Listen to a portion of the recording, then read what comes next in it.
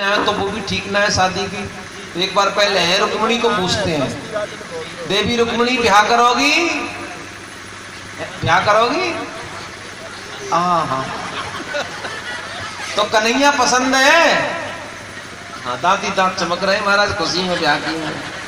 हाँ, कन्हैया पसंद है रुक्मिणी को, लेकिन कन्हैया वालों बड़ो छलिया है, जाको पूछना बहुत जरूरी है।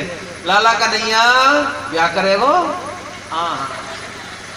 तो बहू पसंद है? पसंद है बहू?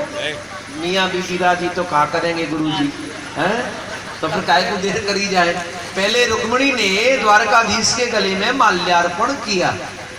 हाँ, रुक्मिणी जी माल्यार्पण करेंगी। मंगलम भगवान विष्णु मंगलम गरुड़ध्वज। बाकी बाद में द्वारकाधीश ने भी रुक्मिणी के गले में माल्यार्पण किया। स्वस्ति न इंद्रो वृद्धश्रवाः स्वस्ति न पूषा विश्ववेदाः।